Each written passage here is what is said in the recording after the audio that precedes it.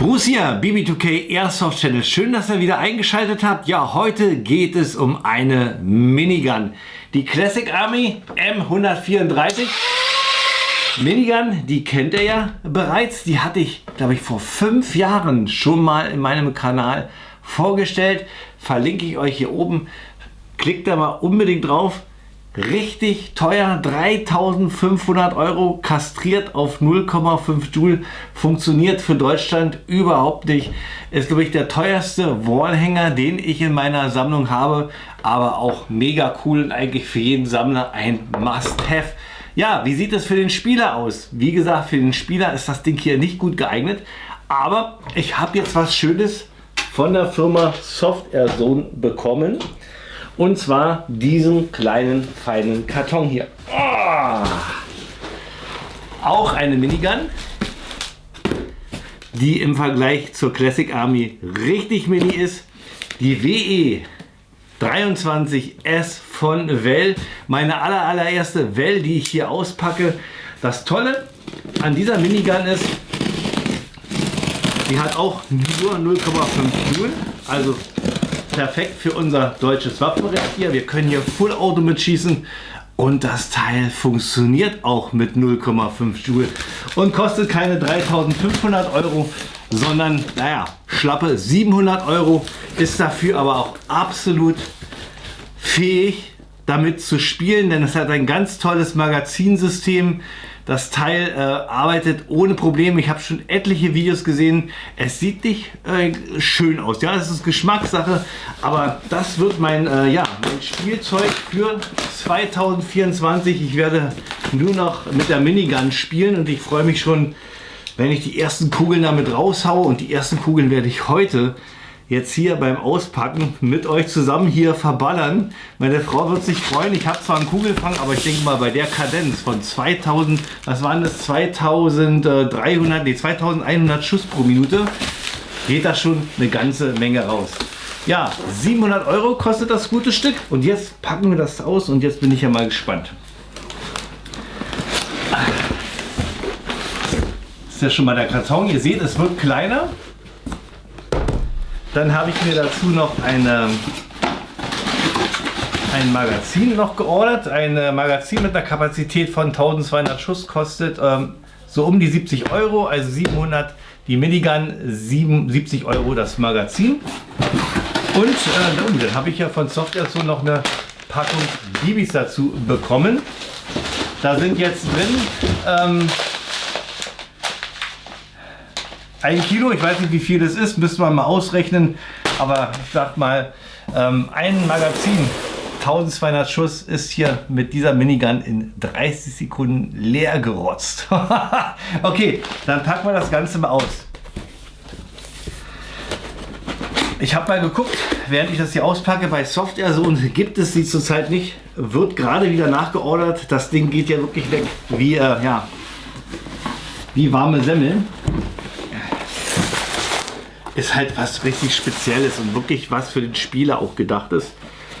Haben wir hier erstmal eine Anleitung, so sieht das Ganze aus. Es ist wirklich knuffig, ich habe es ja nur auf dem Video gesehen, aber es ist ja wirklich so. Dann haben wir hier die Minigun selber noch mal schön in eine Hartschaum gebettet, damit sie euch nicht kaputt geht. Dann gibt es hier noch ein Werkzeug, das ist zum Einstellen des Hop-Ups da. Ihr könnt jeden einzelnen Lauf, das Ding hat 5 Läufe, jeden Lauf einzeln einstellen.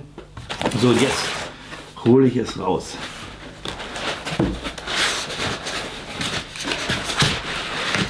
Ist das Ding geil. Oh. Sehr, sehr handlich. Da ist es.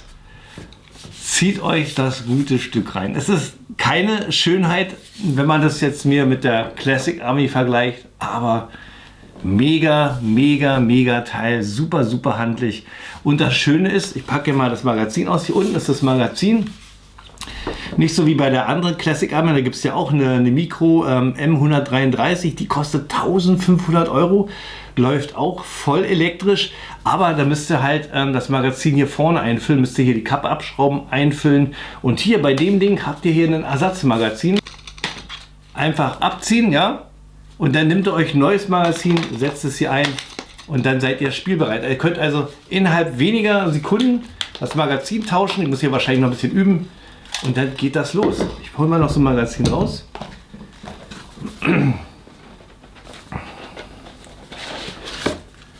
Ja, kommt hier in so einer Schachtel. Und auch ziemlich handlich, könnt ihr euch hier irgendwo in die Weste packen und in den Taschen gibt es wahrscheinlich keine richtigen Pouches. Müsst ihr mal mit schauen, dass ihr da was kriegt. Aber halt super schnell zu wechseln. Und das war für mich eigentlich auch ein Kriterium, dass ich mich hier dafür entschlossen habe.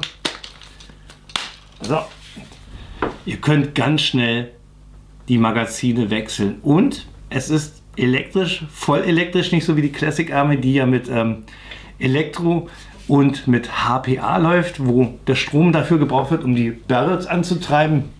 Und das HPA, um die Bibis rauszupusten, haben wir hier ein richtig schönes, rein elektrisches Teil. Und da war es auch einfach, das Ganze auf 0,5 zu drosseln. Das System intern arbeitet wie das alte Toytech Minigun-System von 1993, wurde ja damals von Core übernommen. Dann die Echo One Miniguns sind super selten zu bekommen. Und das Ding, ja, rein elektrisch, richtig gut zu drosseln. Und ich denke mal, da kann man auch technisch eine ganze Menge raushauen. Wie gesagt, wir haben hier eine Kapazität von 2100 Schuss die Minute.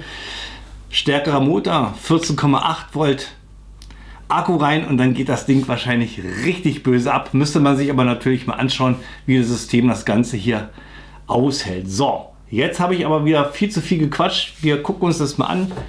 Nehmen wir nochmal das Magazin raus. Wir haben hier die Möglichkeit, wie gesagt, das Hop-Up einzeln einzustellen. Habt ihr hier unten eine Öffnung, da könnt ihr den Sechskantschlüssel ansetzen und jeden Lauf einzeln einstellen. Batteriefach befindet sich hier an der Stelle. Der Motor ist hier drin. Technische Daten, wie gesagt, blende ich euch hier mal ein. Ja, lasst uns mal einen Akku reinmachen. Das Ganze kommt hier mit einem T-Stecker. Ich habe hier schon mal einen Akku vorbereitet. Ich mache den mal hier rein. Ganz wichtig ist, setzt euch auf jeden Fall eine Schutzbrille auf. Wo habe ich die? Da ist sie. Denn man weiß nie, ja, gerade bei so einer Minigun, das Spannende bei der Sache ist, das kann ich euch gleich am Anfang noch sagen, ist ein mechanisches System, was hier dank Strom automatisiert ist. Wenn ihr hier den Lauf einzeln dreht, hört ihr? Könnt ihr hier einen Schuss mit ausüben. Und das Ganze wird halt nur unterstützt mit dem Motor. So, jetzt wollen wir mal gucken. Ich drücke jetzt hier mal ab. Das ist geil.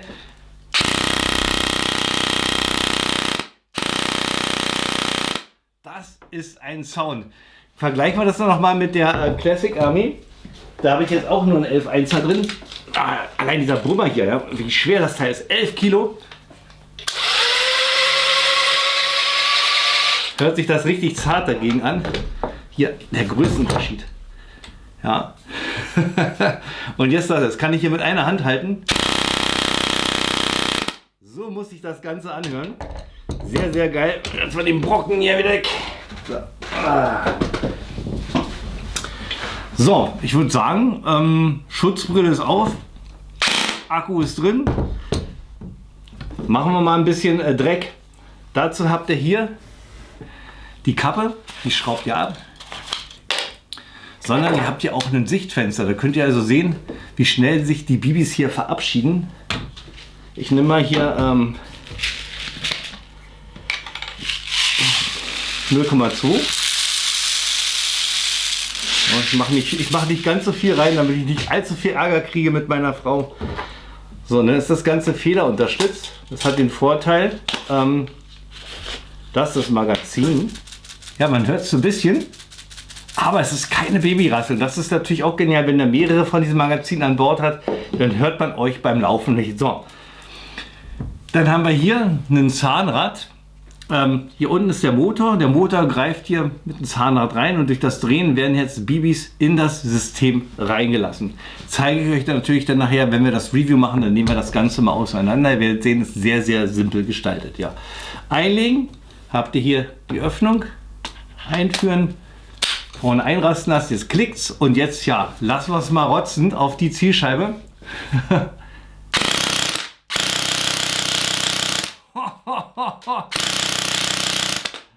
Ich glaube, ich drehe mal schnell die Kamera.